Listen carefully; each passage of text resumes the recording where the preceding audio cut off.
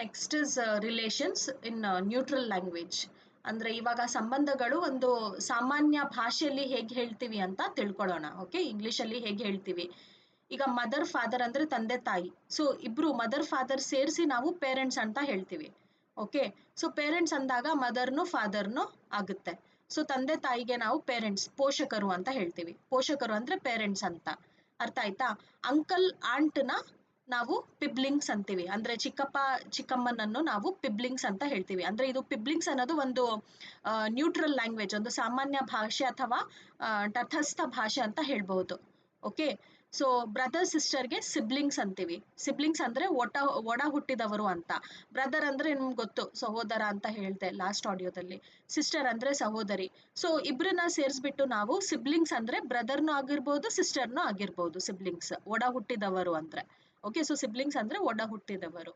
Next husband wife ಅಂದ್ರೆ ಗಂಡ ಹೆಂಡತಿನ ನಾವು ಸ್ಪೌಸ್ ಅಂತೀವಿ. ಸ್ಪೌಸ್ ಅಂದ್ರೆ ಸಂಗಾತಿ ಅಂತ. ಓಕೆ, ಸ್ಪೌಸ್ ಅಂದ್ರೆ ಹಸ್ಬೆಂಡ್ನು ಇರ್ಬೋದು, ವೈಫ್ನು ಇರ್ಬೋದು ಅಂತ. ಓಕೆ, ಸೊ ಸ್ಪೌಸ್ ಅಂದ್ರೆ ಸಂಗಾತಿ ಅಂತ.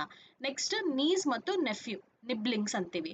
ಅಂದ್ರೆ ನಾನು ಹೇಳ್ದೆ ಅಲ್ಲ, ನೀಸ್ ಅಂದ್ರೆ ಅಕ್ಕ ತಂಗಿ ಮಗಳಾಗಿ, ಅಣ್ಣ ತಂಗಿ ಮಗಳಾಗ್ಲಿ. ಓಕೆ, ಸೋದರ ಸೊಸೆ ಅಂತ ಹೇಳ್ತೀವಿ. ನೆಫ್ಯೂ ಅಂದ್ರೆ ಸೋದರ ಅಳಿಯ ಅಂತಾನು ಕೂಡ ನಾವು ಕನ್ನಡದಲ್ಲಿ ಹೇಳ್ತೀವಿ. ಸೊ ನಿಬ್ಲಿಂಗ್ಸ್ ಅಂದ್ರೆ ನೆಫ್ಯೂ ಆಗಿರ್ಬೋದು ಅಥವಾ ನೀಸ್ ಆಗಿರ್ಬೋದು, ಅದಕ್ಕೆ ನಾವು ನಿಬ್ಲಿಂಗ್ಸ್ ಅಂತ ಹೇಳ್ತೀವಿ. ನೆಕ್ಸ್ಟ್ ಗ್ರ್ಯಾಂಡ್ ಸನ್ ಗ್ರ್ಯಾಂಡ್ ಡಾಟರ್ ಅಂದ್ರೆ ಮೊಮ್ಮಗ ಮೊಮ್ಮಗಳು. ಸೊ ಇಬ್ರನ್ನ ನಾವು ಗ್ರ್ಯಾಂಡ್ ಚಿಲ್ಡ್ರನ್ ಅಂತ ಹೇಳ್ತೀವಿ. ಅಂದ್ರೆ ಮೊಮ್ಮಕ್ಕಳು ಅಂತ ಹೇಳ್ತೀವಿ.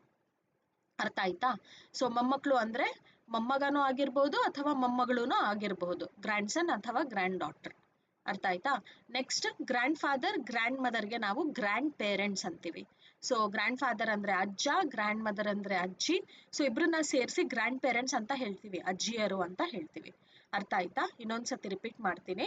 Father mother are parents, uncle aunt piblings, brother sister siblings, husband wife spouse, niece nephew nibblings, grandson granddaughter grandchildren, grandfather grandmother grandparents. ಅರ್ಥ ಆಯ್ತಾ?